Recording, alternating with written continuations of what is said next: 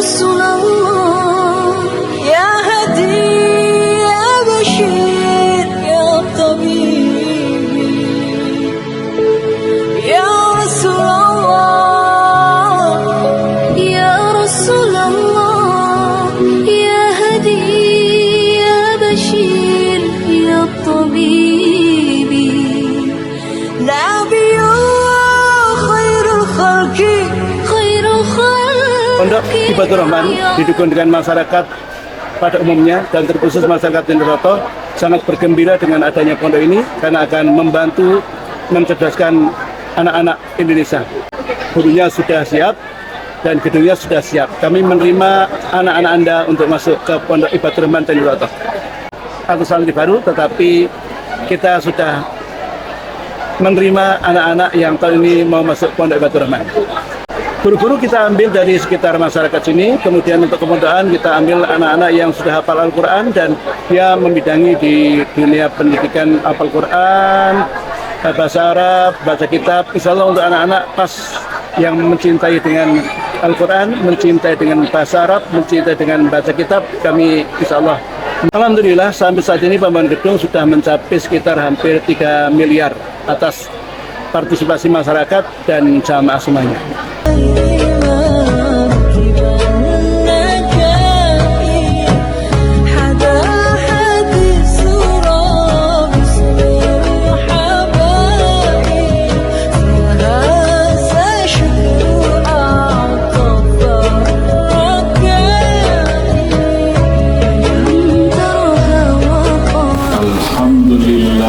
Al-Wahidil Qahar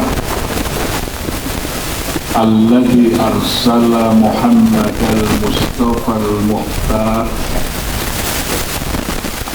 Du'an la ilaha illallahul ahadul jabbar Al-Mutakkabiru mut'ali satar Wa ashhadu anna Muhammadan abduhu wa rasuluhu sayyidul jinna wal bashar. Allahumma salli wa sallim wa barik ala sayyidina Muhammad wa ala alihi wa ashabihi al-abrar. Amma ba'd, raditu billahi rabba wa bil islami dina wa bi Muhammadin nabiyya wa rasula. Rabbi zidni ilma warzuqni fahma, amin. Yang saya hormati Bupati Temanggung Bapak Agus Setiawan SP beserta jajaran forum komunikasi pimpinan daerah. Yang saya hormati pimpinan pesantren Hibatur Rahman, Ustaz Adam, beserta seluruh jajaran pengurus yayasan maupun pengurus pesantren dan SMP Hibatur Rahman. Hadirin wal hadirat yang tidak bisa saya sebut satu persatu yang dimuliakan Allah Subhanahu wa ta'ala. Bersyukur kepada Allah hari ini tak dapat menjadi saksi dimulainya sebuah upaya membangun masa depan umat dan bangsa melalui lembaga pendidikan pesantren dan sekolah yang diberi nama Hibatur Rahman. Hibatur Rahman tadi sempat dibaca oleh Qari, oleh Allah dinyatakan di dalam surah Al-Furqan,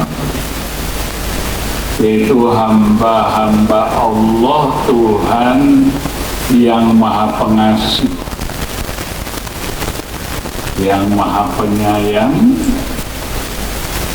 yang dipilih oleh Allah sebagai jenis manusia yang akan dimuliakan oleh Allah di dunia maupun di akhirat. Bahkan kalau Jakarta, Ibadur Rahman itu menjadi gelar resmi dari penguasa nagari Ngayogyakarta Hadiningrat, yaitu melekat dalam nama Sultan, yaitu gelarnya Abdurrahman. Itu diambil dari Ibadur Rahman. Allah menyatakan wa ibadur rahmanil ladzina yamsuna 'alal ardi hauna wa idza khatabahumul jahiluna qalu salama. Yang pertama, ibadur rahman ini sosoknya adalah orang yang berjalan di muka bumi ya, dengan rendah hati.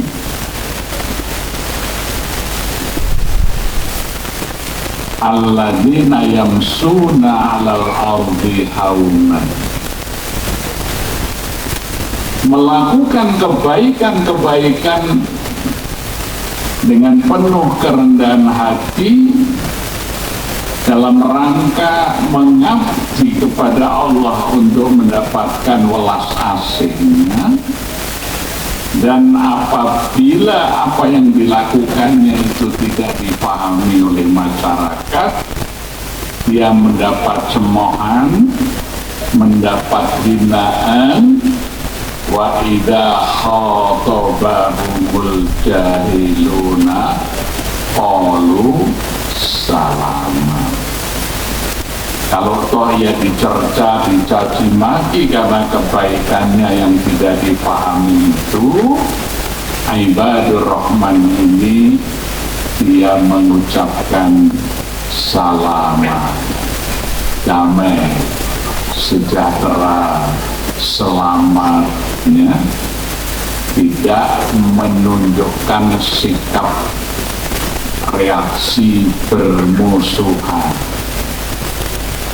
Ini kalau dalam filosofi Jawa disebut memayu hayuning bawono. Bagaimana membuat bawono, buana dunia ini menjadi hayu, menjadi indah. Memasuk malaming bumi ya, menghilangkan segala keburukan-keburukan yang timbul di atas bumi dengan menciptakan kebaikan. Karena itu merupakan tugas manusia sebagai Khalifatullah fil ardh. Maka melekat itu kalau dalam gelar kesultanan itu, Ibadur Rahman itu adalah sifat dari Khalifatullah. Nah, oleh karena itu kita bisa melihat kalau di tanah Jawa ini para penyebar agama disebut Yai. Yai itu bukan bahasa Arab, tetapi bahasa perbatasan antara Cina dan India. Yai itu dari kata kia, berarti berjalan. Yai itu orang yang berjalan untuk menyebarkan agama. Itu disebut Yai. Murid-muridnya disebut santri. Karena dulu para murid ini belajar sastra, membaca sastra. Sastri itu adalah bacaan sastra.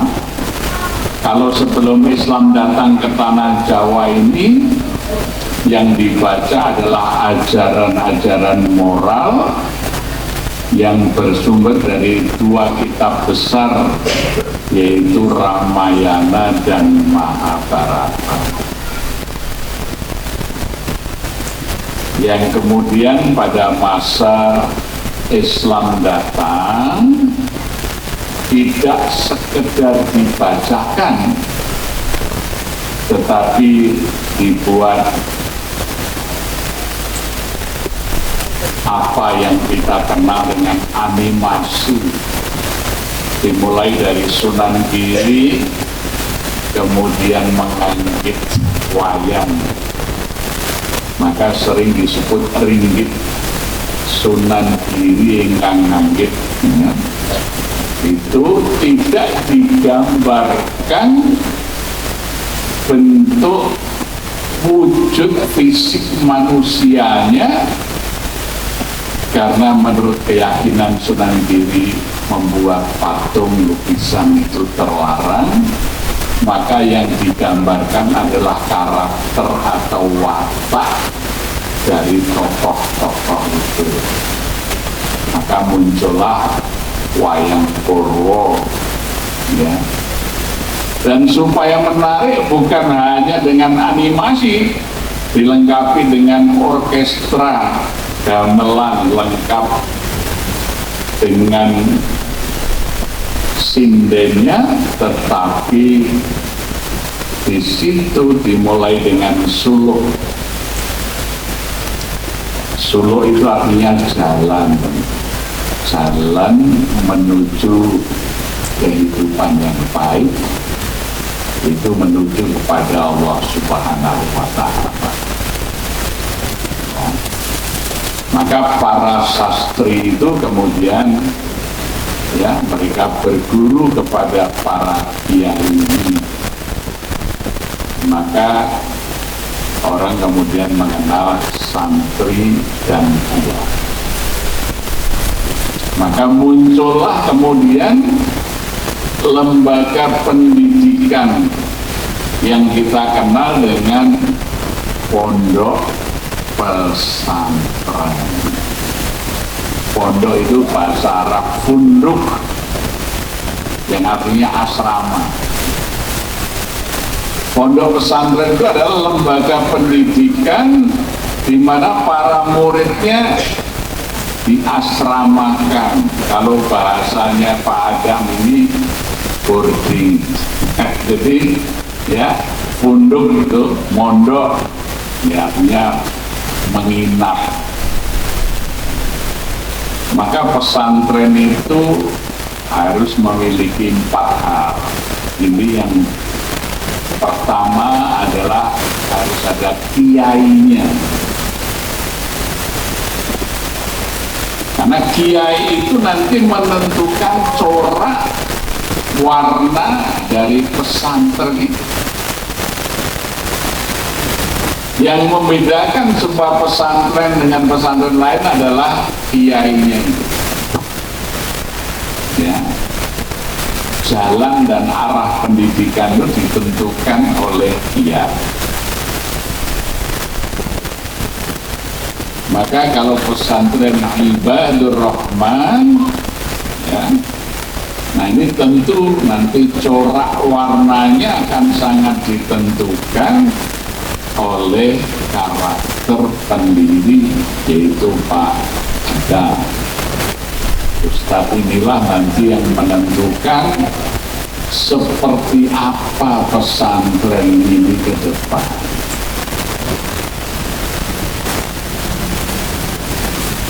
Kemudian yang kedua, pesantren itu harus ada masjidnya sebagai sentral pendidikan. Jadi sebelum punya kelas itu masjid lebih dahulu, karena kelas-kelas itu hanyalah ketika ruang-ruang masjid sudah tidak memadai untuk pengajaran pendidikan, maka dibuatlah kelas. Ya. Jadi kiai, masjid, kemudian yang ketiga pondoknya, tempat menginapnya atau asramanya para santri, dan yang keempat adalah sistemnya.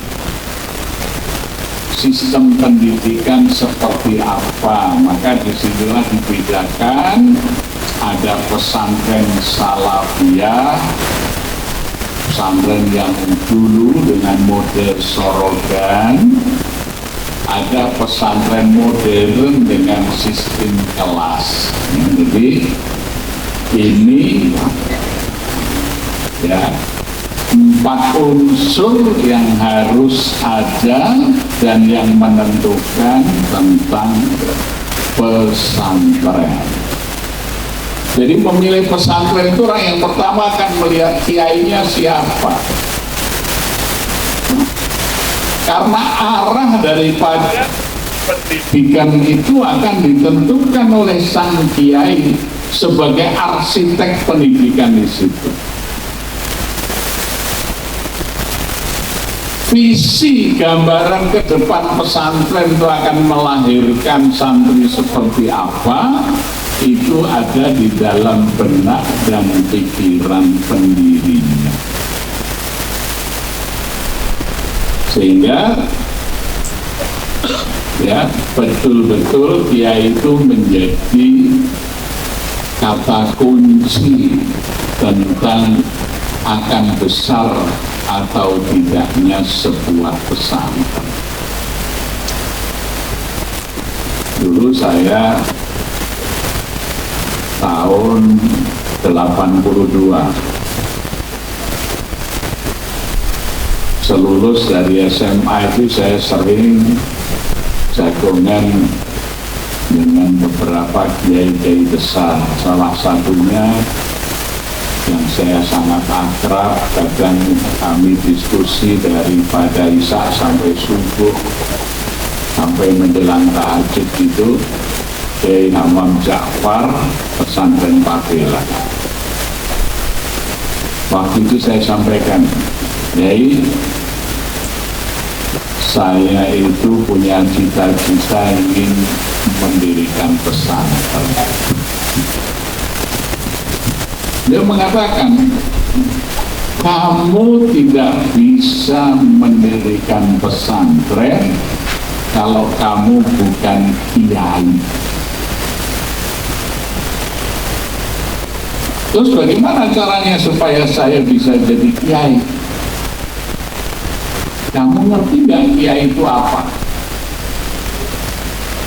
Dia mengatakan, kiai itu orang yang hanya bergantung kepada Allah, orang yang mandiri, yang dia akan bisa menghidupi pesantrennya.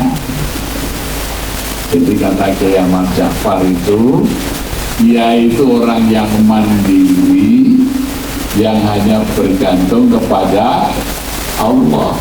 Dia menghidupi pesantrennya, bukan hidup dari pesantren. Ini yang sering tidak dipahami oleh orang luar, sehingga kemarin ramai di Trans 7 ya, Trans TV.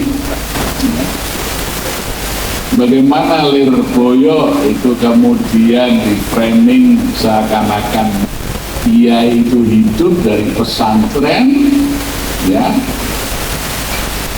bergantung dari santrinya, padahal di Lirboyo itu santrinya cukup bayar 200.000 termasuk biaya makan sebulan.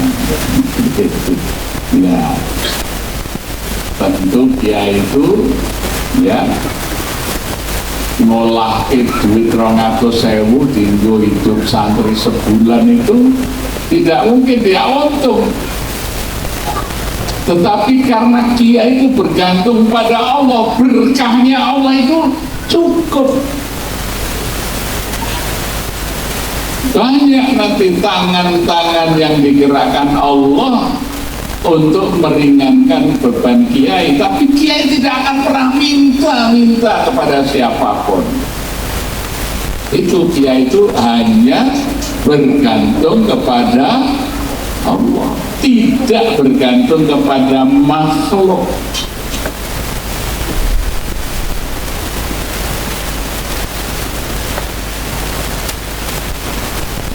Jadi itulah yang kemudian juga mewarnai ketika saya dipercaya mengelola masjid.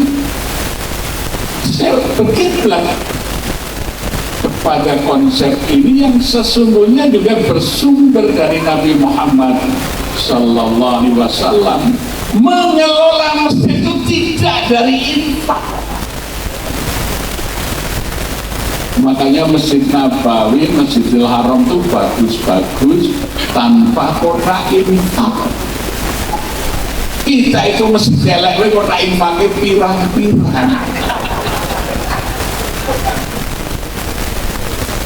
Sejak Nabi Sallallahu Alaihi Wasallam itu mendirikan masjid, ya, Nabi tidak membiayai masjid dari infak.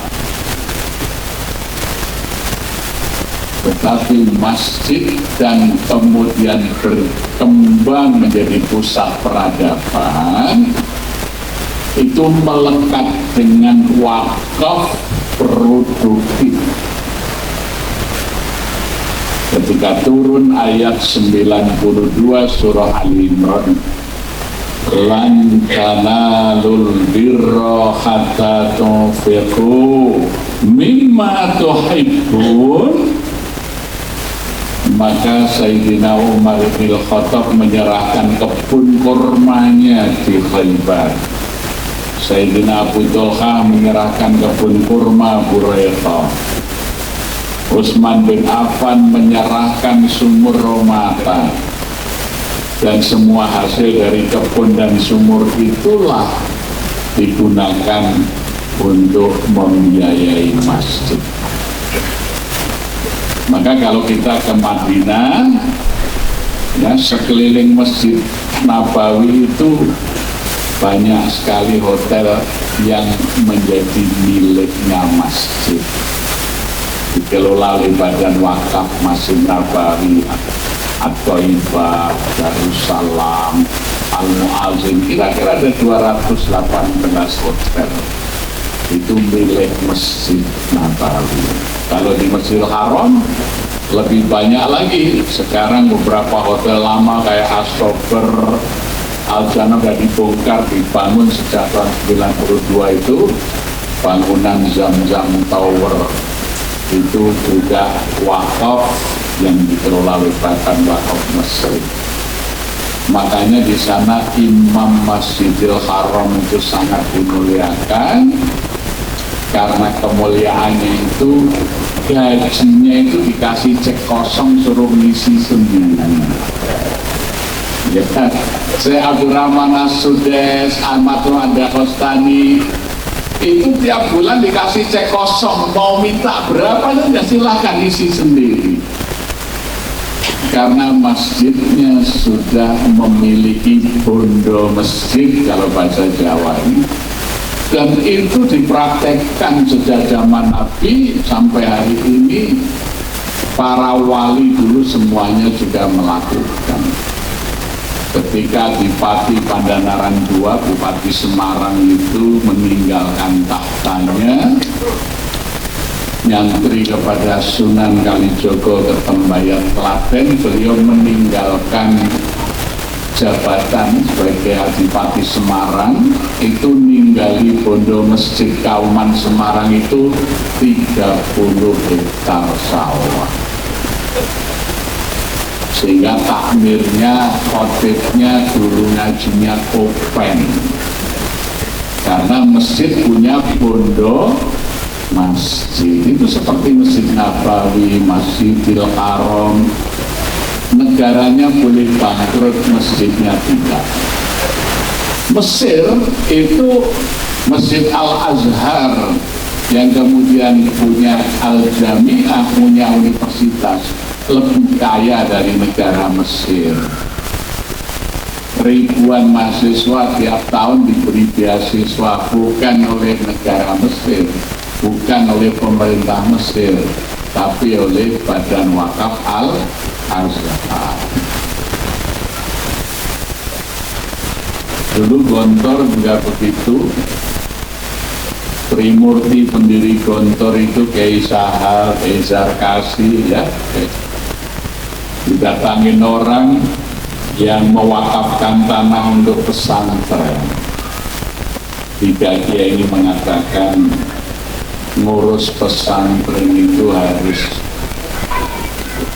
24 jam. Tidak mungkin pesantren itu kan besar kalau kami masih direpotkan harus ngurus ekonomi keluarga. Kami baru mau menerima wakaf itu kalau hidup kami ini sudah cukup.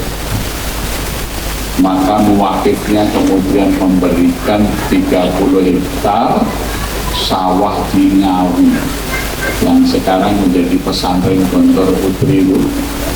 Sehingga tiap kiai ini disuruh ngurus pesantren oleh muwakifnya itu, oleh yang wakaf, masing-masing dikasih 10 hektar, sehingga tidak ngurus, tidak mikir anaknya, biaya sekolahnya, dapurnya, bisa penuh waktu mengurus pesantren.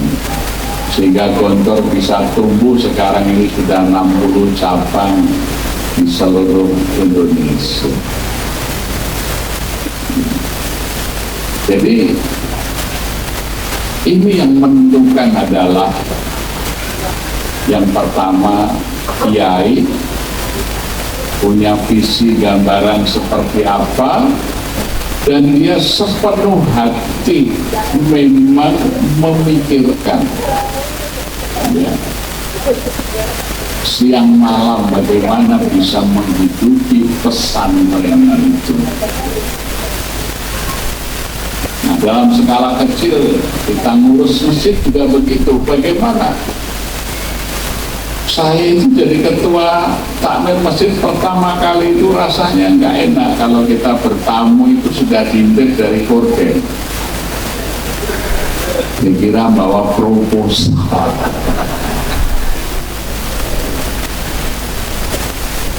Maka kami membangun badan usaha masjid dulu. 2003 saya bangun hotel di lantai 3 Masjid Jogokaryan. Saya ajak teman-teman kalau mau merawat masjid ini sepanjang zaman, cukup wakaf 1 kamar. Waktu itu saya membangun kamar, 1 kamar biayanya 41.500.000. Itu sudah termasuk AC, mesin pemanas air, TV, ya, bednya semuanya. Nah, karena Jogja itu kota pariwisata, jadi bisnis yang paling mudah itu di sektor wisata, yaitu perhotelan. Maka daripada masjid itu lantai atas kosong, lantai 1, lantai 2 untuk ibadah, lantai 3 saya kapling-kapling, saya buat kamar penginapan. Teman-teman yang wakaf saya kasih nama di kamar itu, nama wakifnya. Alhamdulillah sekarang ini dari menyewakan kamar, dikurangi biaya operasional, bayar listrik, gaji karyawan, ini bendahara kami Pak Agus. Sekarang surplus berapa Pak Agus 1 bulan? Ya, surplus sekitar 25 sampai 30 juta per bulan. Kami bayar listrik juga lebih dari 25 juta sebulan. Ya, 25 sampai 30 juta sebulan. Kita menggaji karyawan. termasuk imam. Kita mencoba memuliakan imam masjid. Kalau di Masjid Jogokarian kita baru menggaji imam itu 10 juta aja sebulan. Ya, kalau imam tidak digaji nanti imamnya jorok-jorokan gitu. Jadi dengan gaji itu kita bisa memilih imam yang bagus, yang bisa melayani jamaah dalam ibadah. Jadi konsepnya tadi, masjid punya bondo masjid, pesantren punya bondo pesantren. Ya. Jadi jamaah yang mendukung Pak Kiai ini sebaiknya merintis wakaf yang produktif. Jangan sampai untuk membiayai pondok itu iuran bulanan gitu ya. Kalau bisa sudah punya pesantren ini, punya badan usahanya, punya wakaf yang produktif. Apa dipilih jenis usaha? Kalau di sini tadi Pak Bupati menyampaikan Candi Roto ini dengan kopi robustanya. Ya, saya dulu di Pakem, Sleman dan di Turi saya buat gerakan wakaf pohon salak. Jadi kalau petani-petani itu di rumah, di halaman rumah atau di kebun punya pohon salak 100, yang 3 pohon itu diwakafkan ke gerakan dakwah Al-Quran untuk membiayai TPQ. Ya, jadi nggak terasa itu kalau panen yang 3 pohon ini. Ternyata waktu itu tahun 1990 itu rata-rata 1 pohon salak itu, salak pondok itu bisa menghasilkan sekitar 70 sampai 80 ribu, karena waktu itu harga salak pondok masih 8.000 sekilo. Kalau sekarang ini sudah murah, sekarang banyak diganti salak gula pasir. Ya, salak gula pasir itu masih langka, sekarang 1 kilonya 25.000. Nah, jadi kalau 3 batang pohon, 3 pohon salak itu diwakafkan, itu sudah 80.000 kali 3 kali sekian petani pendukung gerakan itu, sehingga guru-guru TPQ itu tidak, honornya tidak dimintakan kepada wali murid, bisa dari wakaf. Mungkin kalau di sini kira-kira 1 pohon kopi itu kalau sudah produktif itu berapa kilo ya? 5 kilo. Kalau yang sudah besar, saya pernah di daerah Poseng sana ya, itu pohon kopinya besar itu bisa 25 kilo 1 pohon. Itu kalau 1 kilo dari 60 ribu lah, berarti 1 pohon itu kan 60 kali 5 kilo ya. Jadi gerakan wakaf pohon kopi ditanam di rumah, di halaman, di kebun masing-masing, tapi dilabeli ini miliknya Pondok Ibadur Rahman. Jadi hasilnya ini milik pondok. Ya, saya di daerah Kulon Progo di Girimulyo dulu kita membuat gerakan wakaf pohon jati. Jadi saya kerjasama dengan toko-toko mebel. Kalau orang beli mebel jati, dia harus ya menyumbang 1 bibit pohon jati. Kalau dia membeli mebel dari kayu mahoni itu 1 bibit. Untuk apa? Untuk kita kembangkan di hutan rakyat. Ya. Nanti dalam waktu 25 sampai 30 tahun pohon itu bisa ditebang.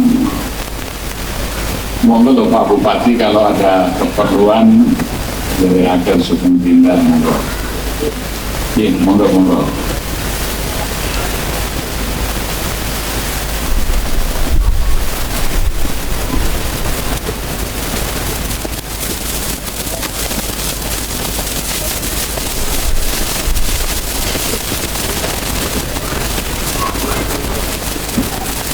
Itu yang pertama ya. Sumbernya permanen dari wakaf yang produktif. Bagi muwakif sendiri, Masya Allah, orang yang pernah berwakaf ikhlas karena Allah itu akan dibukakan husnul khotimah. Karena ketika para sahabat itu mewakafkan yang produktif, itu menjadi asbabun nuzul turunnya ayat terakhir dari surah Al-Fajr. Jadi ketika Sayyidina Utsman bin Affan membeli sumur Rumata, sumur itu waktu itu dibeli oleh Utsman bin Affan, harganya 90 dinar emas. 90 dinar emas itu kira-kira kalau di kurs rupiah hari ini ya sudah sekitar 100 miliar lebih.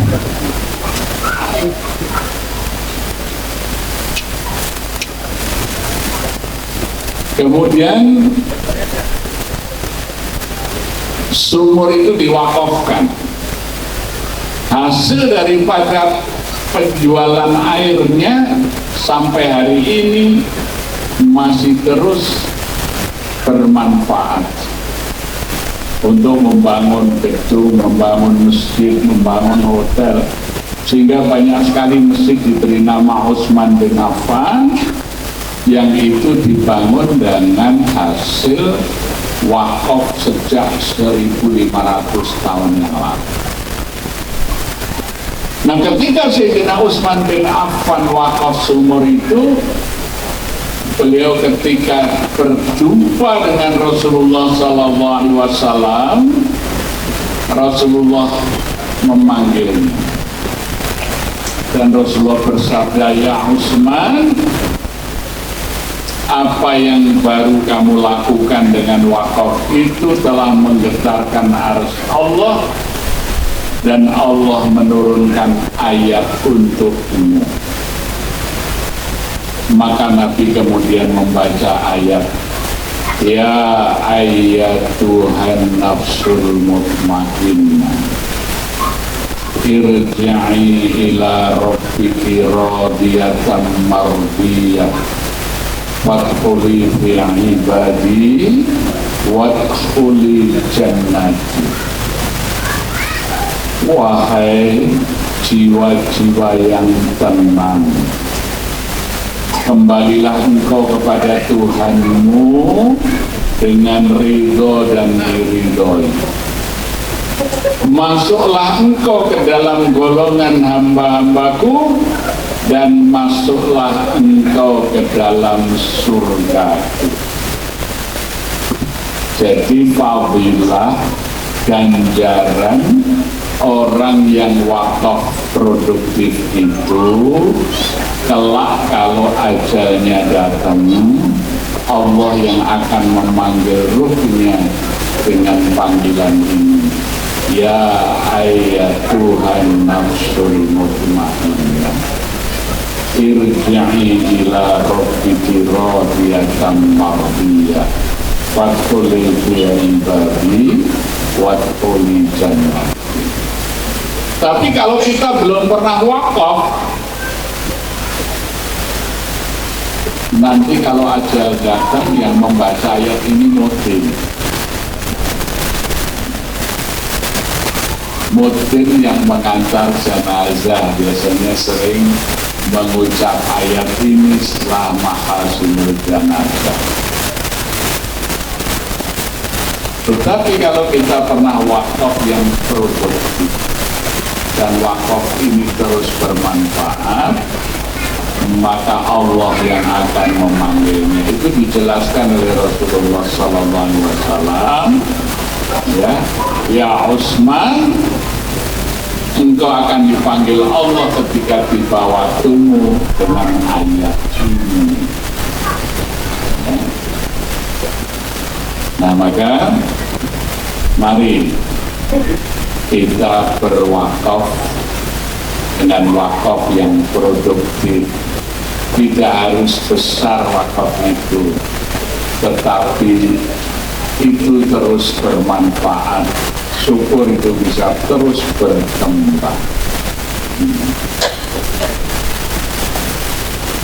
Jadi disesuaikan. Kalau dulu Sayyidina Utsman wakaf sumur karena di Madinah air mahal.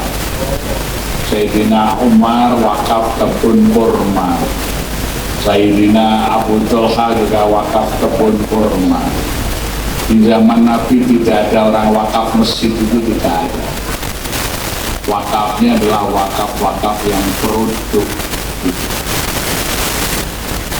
Masjid itu dibangun dari hasilnya wakaf. Dari hasilnya wakaf. Maka di Indonesia ini menurut catatan Kementerian Agama tahun 2014, tanah wakaf di Indonesia ini sudah mencapai 5,6 miliar meter persegi. Itu setara dengan 7 kali luas Singapura, setara dengan 5 kali luas Provinsi Jakarta. Tapi rakyat kita masih miskin. Kenapa? Karena wakafnya tidak produktif, wakafnya konsumtif. Karena wakaf itu yang 5,6 miliar itu digunakan hanya untuk 3M, masjid, madrasah, dan makam. Semua tidak menghasilkan uang. Semua justru menyerap uang masyarakat. Masjid tiap bulan iuran, bayar listrik, perawatan, operasional, ya.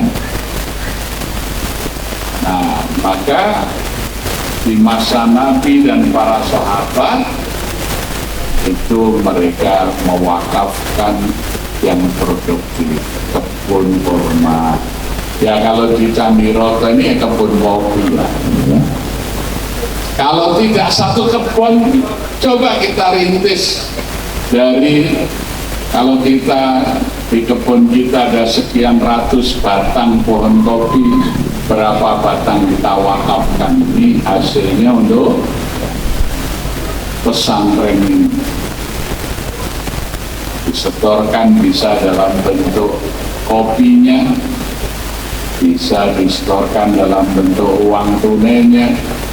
Barangkali kalau disetor berupa kopi, di roasting sendiri dengan baik, mungkin kemudian dikemas, dijual dengan merek kopi yang Ibadur Rahman, membuat Anda bisa khusyuk dalam sembahyang.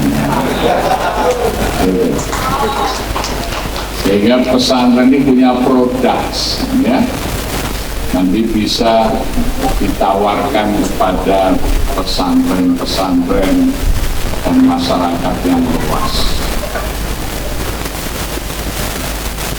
Saya kebetulan juga lagi merintis pesantren lansia, pesantren lanjut usia. Karena itu posisinya di daerah persawahan. Nah, di sana kami kembangkan wakaf produktifnya berupa peternakan bebek sama perikanan. Ya. Jadi sekarang ini ya orang boleh mau wakaf produktif, mungkin ada yang wakaf 10 ekor bebek, ada yang 100 ekor ya. Kita kembangkan, kita dari telurnya itu kita gunakan untuk membiayai operasional, sehingga kita tidak bergantung dari sumbangan atau iuran dari masyarakat, tetapi kita sudah punya hasil usaha untuk menghidupkan. Jadi ini dukungan kita semuanya kepada Pak Kiai Adami ya.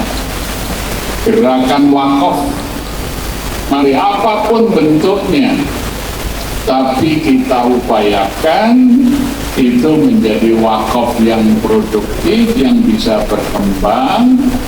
Bagi kita yang wakaf ini, kita meminta kepada Allah agar kita seperti Sayyidina Utsman bin Affan, ketika ajal kita datang, Allah memanggil ruh kita dengan indah, ya ayyatuhan nafsul mutmainnah, irji'i ila rabbiki radiyatan mardiyah fadkhuli fi ibadi wadkhuli jannah.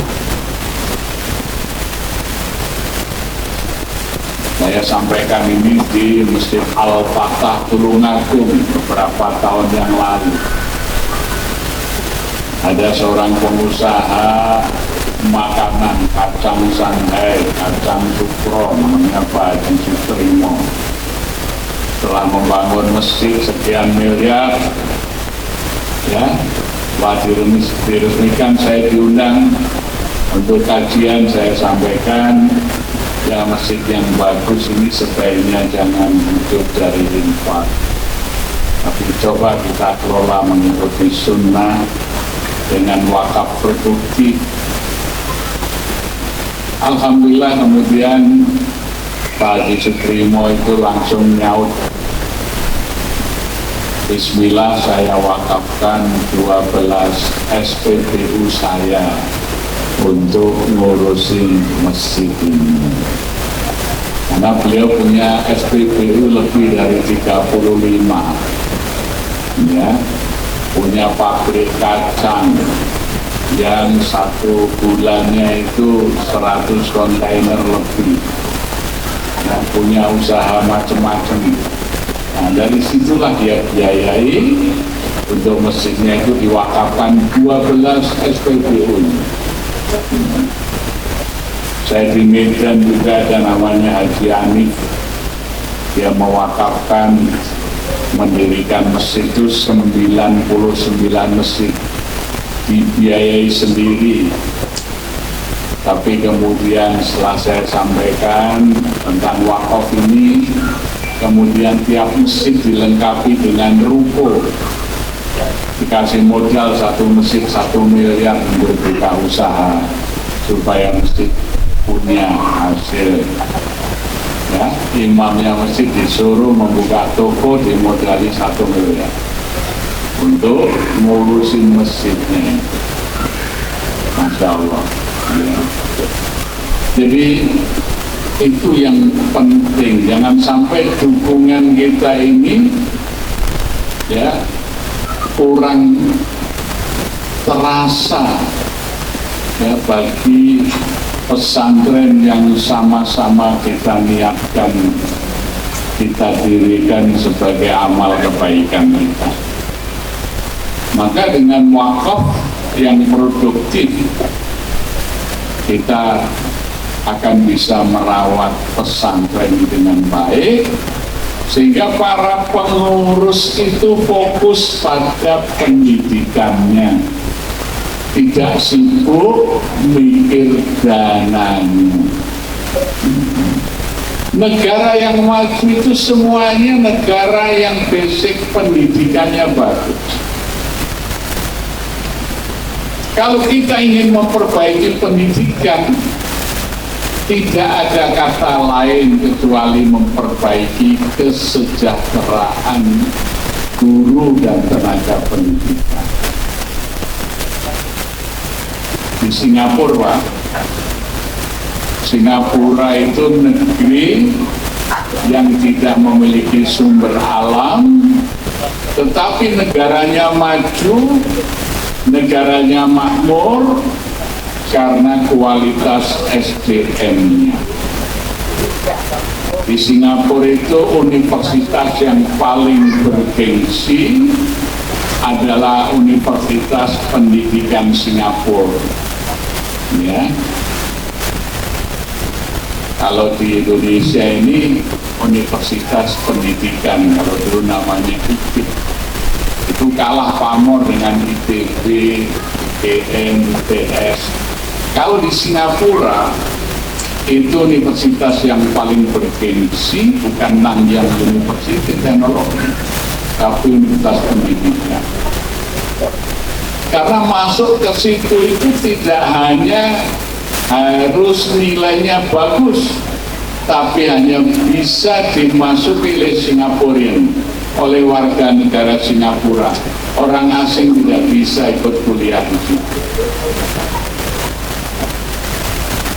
Negara Singapura itu maju karena guru-guru mendapatkan kesejahteraan dan privilege yang tinggi. Tahun 81 pertama kali saya ke Singapura, ya, saya nyegar taksi, karena kayak di Jakarta kita nyegar di taksi berhenti. Ternyata ketika saya nyegar dimarahin orang. Kenapa? Orang sudah pada antri di situ. Saya nggak tahu. Suruh antri ke belakang, ya. Akhirnya saya antri. Ya, taksi datang, orang harus antri.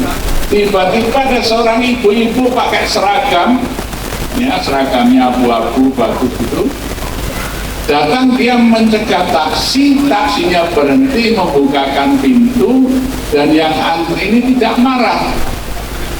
Maka saya bertanya, saya protes, loh, ini ibu nggak antri kenapa? Kalau saya harus antri. Orang-orang semuanya mengatakan, she is teacher, dia ini guru.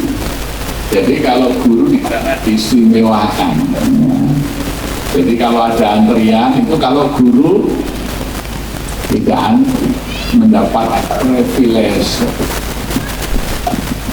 Sehingga karena guru itu sejahtera dan mendapat privilege, orang-orang pinter itu milih jadi guru, maka pendidikannya maju. Kalau kita itu biasanya guru bukan pilihan, kadang-kadang guru itu terpaksa selain untuk gawean liya. Ini bedanya. Makanya kami mendirikan namanya Yayasan Guru Mulia. Kami mendirikan Yayasan Guru Mulia. Ini mencoba, ya, kami ada mendirikan sekolah.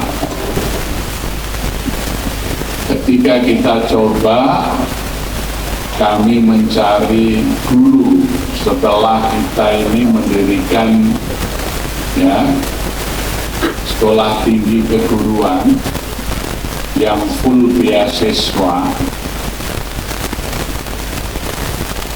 Kami mengeluarkan anggaran lebih kurang 7 miliar 1 tahun untuk beasiswa sekolah tinggi guru ini. Ya, kami mencari mahasiswanya keliling Indonesia, itu standarnya itu di atas standar masuk ITB. Jadi kami cari calon-calon mahasiswa itu yang pinter, yang mau jadi guru.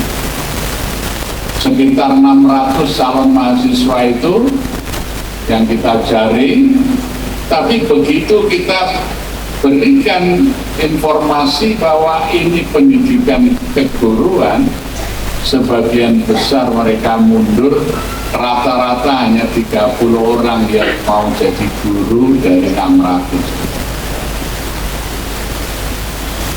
Itu pun setelah kita didik berasrama gratis, ya, asramanya gratis, pendidikan gratis, makannya gratis, ya.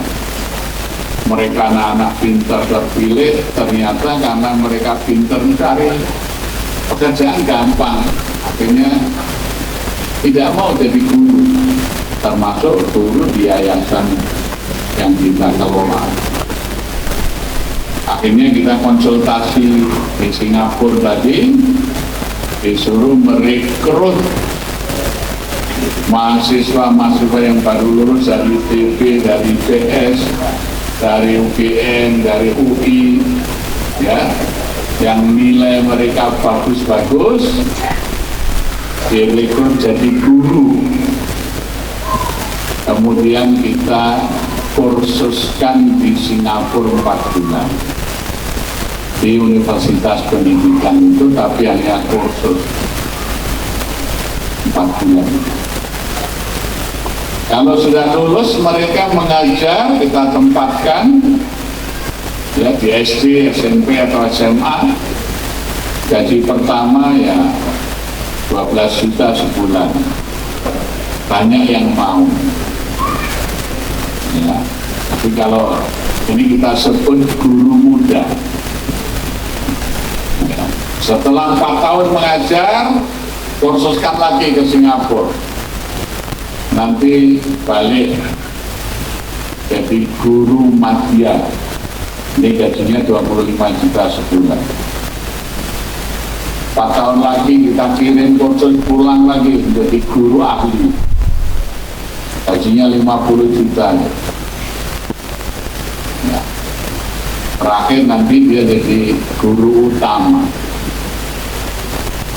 Kita tempatkan di sekolah, ternyata SMP, SMA kita itu 100% anak-anak itu lulus bisa masuk ke perguruan tinggi yang diiklankan. Karena begitu masuk, mereka buat kurikulum sendiri. Misalnya ada yang mau masuk akademi kepolisian, ada yang mau masuk akademi militer, ada yang mau masuk fakultas kedokteran. Kalau yang mau di Akpol Akmil ini didampingi oleh instruktur dari kepolisian. Sehari harus lari berapa kilo, olahraganya untuk kesamaptaan apa, Akmil, ya. Ini sekolahnya di Batu, daerah Malang itu. Awalnya tanahnya 25 hektar, yang 10 hektar ini untuk kawasan sekolah dan asrama, masjid, asrama. Nah, yang 15 hektar untuk perkebunan bagi membiayai sekolah tadi, menggaji guru, ya, biaya itu, sehingga yayasan ini bisa milih murid. Sebab kalau sekolahnya bagus tapi duitnya nggak banyak, maka orang kaya yang memilih sekolah, karena biaya operasional sekolah dibiayai oleh wali murid. Kita mencoba sekolah yang kaya sehingga sekolah memilih murid, karena muridnya boleh gratis meskipun mendapat pendidikan yang bagus. Dari mana? Dari yayasan. Yayasan ini menghimpun dana untuk pendidikan. Alhamdulillah sekarang tanahnya mencapai 52 hektar. Malah di situ ada beberapa sumber mata air yang ditemukan, sehingga kita bisa memproduksi air mineral. Jadi kata kuncinya memajukan pendidikan itu adalah memperbaiki kualitas kualitas guru. Memperbaiki kualitas guru, kata kuncinya adalah memperbaiki kesejahteraan guru. Maka pesantren dan sekolah ini akan maju kalau pesantren dan sekolah ini punya sumber keuangan tidak bergantung dari iuran murid. Dari mana? Kami upayakan gerakan wakaf yang produktif.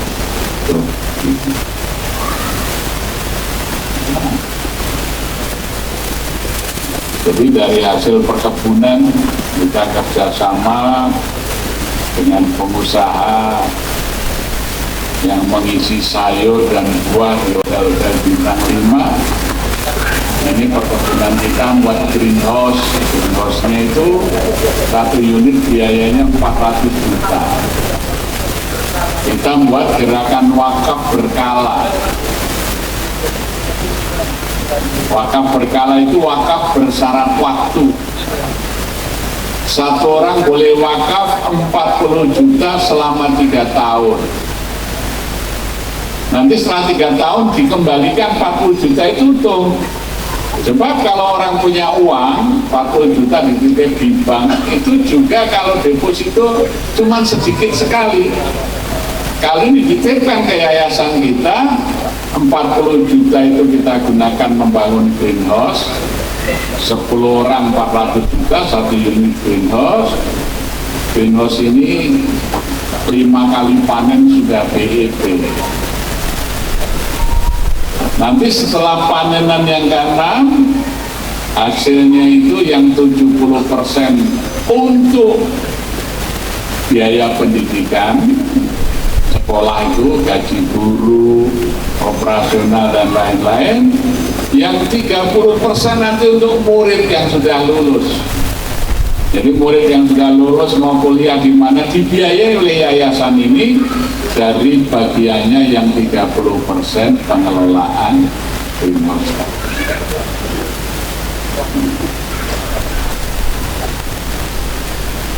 Jadi wakaf produktif itu adalah lembaga keuangan yang diajarkan Al-Quran dalam surah Al-Imran 92, dan itu menjadi kunci keberhasilan Nabi SAW di dalam menjadikan masjid dan sufahnya untuk menjadi pusat peradaban.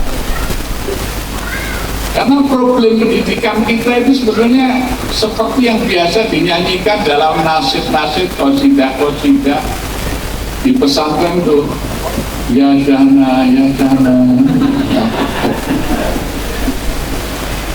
Ya, mengelola masjid, mengelola pesantren, mengelola sekolah, itu problem utamanya adalah dana. Sementara Allah sudah memberikan instrumen keuangan yang sangat bagus dan sudah terbukti dalam sejarah. Islam tidak dibangun dari zakat karena zakat itu kecil, ya. Tetapi peradaban yang bermula dari masjid itu dibangun dengan gerakan wakaf.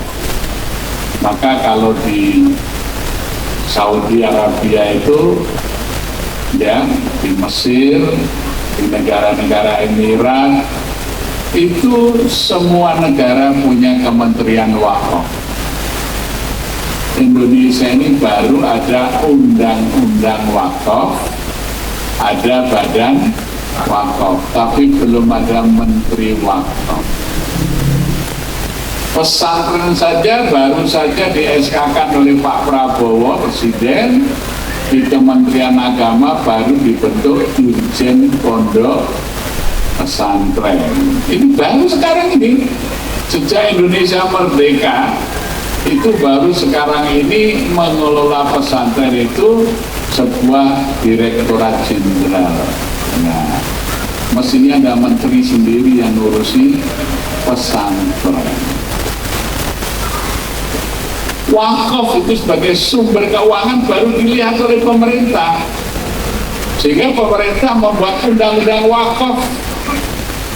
Ketika apa? Ketika pemerintah merasa berat, hutang sudah terlalu besar, bahkan hutang-hutang ambisius 10 tahun terakhir ini sudah hampir tidak mampu lagi dibayar oleh pemerintah.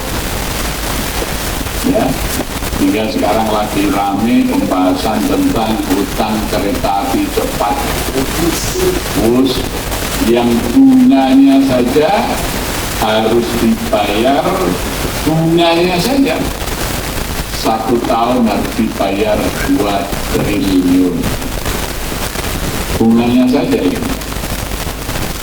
Sehingga pengelola kereta api KAI, PT KAI itu harus menarik iuran dari warga miskin untuk mensubsidi orang kaya, yaitu menaikkan tiket ekonomi, ya, tiket kereta api yang lain untuk ikut mencicil pembayaran kereta api cepat. Jadi orang yang naik kereta api cepat itu orang-orang kaya, disubsidi oleh orang-orang miskin. Ya. Ini pemerintah bodoh sekali. Ya, bodoh sekali pemerintah dalam hal ini, sehingga pemerintahan baru ini sudah merasa tidak sanggup kalau harus dibebani ini. Tetapi kalau tidak dibayar atau ada uang prestasi, apa? Cina akan meminta Pulau Natuna menjadi milik Cina, nanti itu menjadi apa? Kawasan untuk pangkalan militer Cina di Natuna itu. Kalau nggak bisa bayar itu, karena presiden 2 periode kemarin ngawur sekali utangnya, ada utang bunga murah, pilih bunga yang mahal, sudah diingatkan, menterinya yang mengingatkan dipecat, itu ahli ekonomi yang mengingatkan ini tidak layak, ya, itu juga tidak didengar. Nah, periode berikutnya hutang kita ini sudah mencapai 25 triliun, 25.000 triliun, ya. Ini Masya Allah, itu belum lagi hutang-hutang. Kalau kita melihat sekarang ini banyak infrastruktur yang mangkrak, yang tidak berguna, dengan biaya triliunan. Nah, bandara-bandara dibangun kayak di Purbalingga gitu, gak dipakai. Kertajati kayak kandang kambing sepi, gak ada penerbangan, ya. Jadi kita bisa melihat semua itu dari utang yang harus dibayar. Jadi Bapak Ibu sekalian, maka sesungguhnya, ya, pendidikan seperti pesantren ini sangat membutuhkan pendanaan yang cukup dan rutin. Maka mari kita dukung pendirian pesantren ini dengan gerakan wakaf produktif. Tidak harus besar, boleh berupa wakaf natura tadi, mungkin pohon, ya, mungkin kebun, ya, tetapi yang produktif, apa yang bisa dikelola dengan baik, sehingga nanti bagian pendidikan itu tinggal mikir meminterkan murid-muridnya itu. Jangan sampai gurunya ikut mikir pembiayaan, ya. Jadi bisa fokus kepada pendidikan. Maka ini yang kami lakukan, memajukan pendidikan itu. Kami punya yayasan yang kami menghimpun sumber-sumber wakaf produktif bagi peningkatan kesejahteraan guru dan tenaga kependidikan. Ini uji coba kita, ya, dan itu alhamdulillah berhasil dengan baik. Demikian juga uji coba kita bagaimana mengelola masjid. Ketika masjid itu dikelola dengan sumber wakaf, juga bisa menjadi masjid percontohan. Ya, sekarang masjid Jogokarian itu dikenal di mana-mana. Ya, ini kami minggu-minggu ini baru launching snack dengan merek Jogokarian. Ya. Jadi kita sudah punya 2 hotel, kami juga punya pabrik dan toko roti. Sekarang kita sudah mengelola snack dan kami akan mendapat lagi wakaf produktif berupa mesin pembuat packaging, mesin packaging.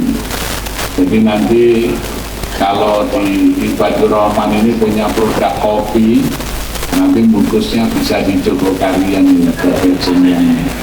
packaging yang bagus itu ya, seperti bungkus-bungkus taro, ciki itu kami sudah bisa mengerjakan, dan itu wakaf dari seorang pengusaha untuk Persib Jogokarian, ya, sehingga semakin banyak sumber wakaf ini, semakin banyak yang bisa kita kerjakan. Kemudian kerjasama di antara lembaga dakwah ini seperti pesantren Ibadur Rahman tadi, ya, kalau bisa menggerakkan wakaf produktif, kalau Temanggung ini adalah sumber kopi tadi, kopi robusta yang bagus, bisa di branding dengan merek Ibadur Rahman, ya. Nah itu nanti packaging dan marketingnya bisa kita bekerja sama. Ta'awanu 'alal birri wa taqwa wala ta'awanu 'alal ismi wal 'udwan. Bapak-bapak, ibu-ibu, wali santri, calon wali santri, ya, dan masyarakat pendukung ini kemudian bisa berwakaf, boleh mewakafkan tadi yang sudah nanam kopi, disisihkan berapa pohon, ini haknya pesantren, atau mungkin bisa pesantren ini mendapat wakaf lahan dan kemudian menanam kopi, ya. Insya Allah dengan gerakan wakaf produktif ini, pesantren nanti akan menjadi kuat, berkualitas, ya, tanpa harus pengurusnya pontang-panting tiap bulan untuk memikirkan biaya operasional. Gurunya juga tenang karena ada sumber pendapatan yang memadai, ya. Nah, mari kita coba ikuti sunnah Rasulullah SAW. Kita mengelola wakaf-wakaf yang produktif dengan optimal, sehingga nanti kalau Allah memanggil kita itu saatnya kita kembali kepada Allah. Panggilan indah yang kita dengar, ya ayyatuhan nafsul mutmainnah irji'i ila rabbiki radiyatan mardiyah wadkhuli fi ibadi wadkhuli jannati. Terima kasih, mari kita akhiri dengan doa bersama. Mudah-mudahan pesantren dan sekolah Ibadur Rahman menjadi pusat peradaban baru yang dapat memajukan masyarakat Indonesia dimulai dari Sandiroto ini. Bismillahirrahmanirrahim. Alhamdulillahirabbil alamin. Allahumma salli wa sallim wa barik ala sayyidina Muhammadin wa ala alihi wa sahbihi ajma'in. Allahumma inna nas'aluka bi anna nashhadu annaka anta Allah لا إله إلا أنت الأحد الصمد الذي لم يلد ولم يولد ولم يكن له كفوا أحد. اللهم أعنا على ذكرك وشكرك وحسن عبادتك. ربنا أنزلنا منزلا مباركا وأنت خير المنزلين. ربنا أدخلنا مدخل صدق وأخرجنا مخرج صدق واجعلنا من لدنك سلطانا نصيرا. ربنا آتنا من لدنك رحمة وهيئ لنا من أمرنا رشدا. ربنا لا تزغ قلوبنا بعد إذ هديتنا وهب لنا من لدنك رحمة إنك أنت الوهاب. ربنا إنك أنت السميع العليم وتب علينا إنك أنت التواب الرحيم. ربنا اغفر لنا ولوالدينا وارحمهم كما ربونا صغارا. ربنا هب لنا من أزواجنا وذرياتنا قرة أعين واجعلنا للمتقين إماما. ربنا آتنا في الدنيا حسنة وفي الآخرة حسنة وقنا عذاب النار وأدخلنا الجنة مع الأبرار يا عزيز يا غفار يا رب العالمين. اللهم ارزقنا بالحسن الخاتمة ونعوذ بك من سوء الخاتمة. سبحان ربك رب العزة عما يصفون والسلام على المرسلين والحمد لله. السلام عليكم